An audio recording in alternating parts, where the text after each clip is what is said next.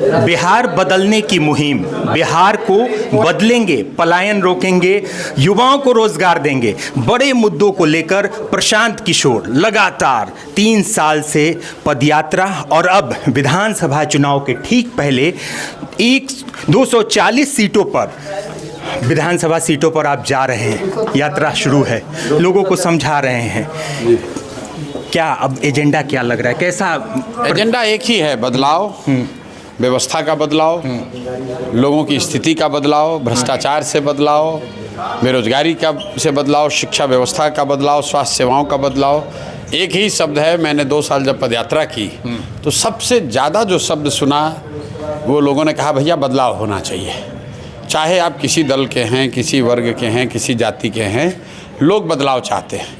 संभव है कि आप राजद के समर्थक हैं, संभव है कि आप भाजपा के वोटर हैं, लेकिन बदलाव सब चाहता है। क्योंकि बिहार में जो स्थिति है 30-35 साल से विकल्प के अभाव में, लालू के डर से भाजपा, भाजपा के डर से लालू, लोग देते देते थक गए हैं। लोग अपने बच्चों को मजदूर जानवर की तरह ट्रेन और बसों में भरकर जाकर मजदूरी करते देखते देखते थक गए।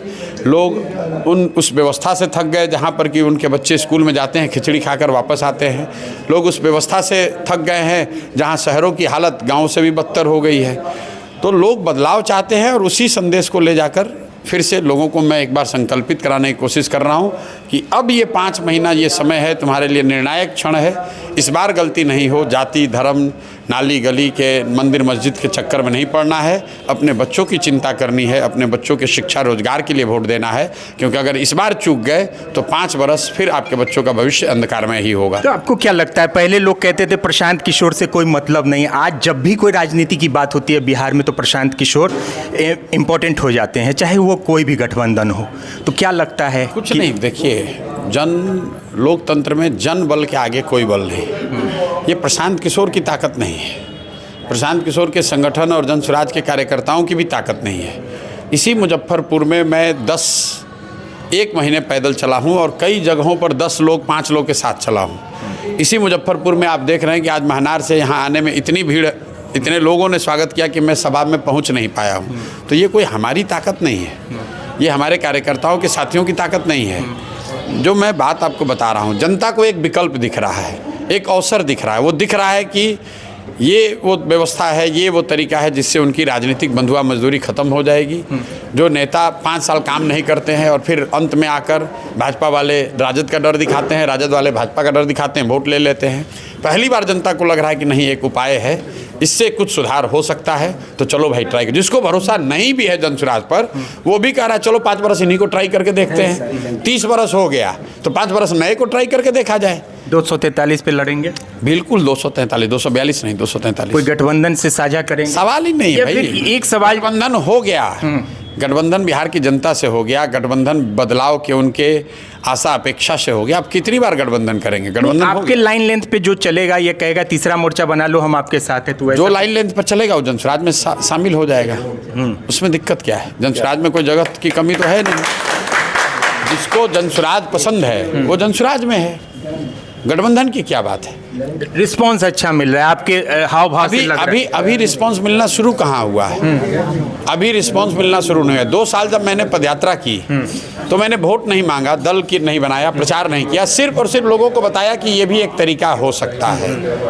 और अभी 3-4 दिनों से हमने शुरू किया है, अभी रिस्पांस मिलना शुरू कहाँ हुआ है? रिस्पांस तो आपको जुलाई अगस्त में दिखेगा, एक तरफा आंधी दिखेगी, एक तरफा आंधी दिखेगी। और देखिए प्रशांत किशोर जो कि जन सुराज पार्टी के संयोजक है, संस्थापक हैं और बिहार बदलने को लेकर पूरे बिहार में यात्रा कर रहे हैं। 243 विधानसभा सीटों पर जाएंगे, प्रचार प्रसार करेंगे। जैसा इन्होंने कहा कि अभी 3 दिन से हम अपने लोगों के लिए वोट की बात कर रहे हैं, हम अपने लोगों की बात कर रहे हैं। आगे हाल क्या होगा, आगे क्या स्थिति होगी, वो पूरी तरह से देखने वाली बात होगी। यहाँ जन समर्थक भी हैं उनके। जी बोलिए। मैं एक शेर बोलना चाहता हूँ सर के लिए कि जब तक पीके न थे, जब तक प्रशांत किशोर न थे, जब तक पीके न थे तो कोई पूछता न था, कि जब तक पीके न थे तो कोई पूछता न था, तूने जनसुराज बना के हमें अनमोल कर दिया। वाह, चलिए तो चलिए यहाँ पर देखिए कि प्रशांत किशोर मुजफ्फरपुर की यात्रा पर थे, मुजफ्फरपुर में आए हुए थे और इन्होंने कार्यकर्ताओं से मुलाकात की है। बड़ी बात प्रशांत किशोर की होती है, बिहार बदलने की मुहिम लेकर आगे चल रहे हैं। युवाओं को रोजगार, युवाओं का पलायन, इन सारी चीज़ों को रोकने के लिए जनता को समझाने बुझाने का काम कर रहे हैं। क्या जनता समझेगी? क्या जनता मानेगी? क्या 2025 में जनसुराज को उतनी सीटें आ पाएंगी कि विधानसभा में कुछ असर दिखा पाए? आगे भी राजनीति की ताज़ा तरीन खबरों के लिए बने रहें बिहार लाइव नाउ के साथ। तब तक हमारे सहयोगी सरोज कुमार गुप्ता के साथ मुझे मुकेश चौरसिया को दीजिए इजाजत। नमस्कार। इंटरमीडिएट के बाद कहां जाएं, क्या करें? अगर आप सरकारी नौकरी करना चाहते हैं तो मुजफ्फरपुर में दक्ष है ना।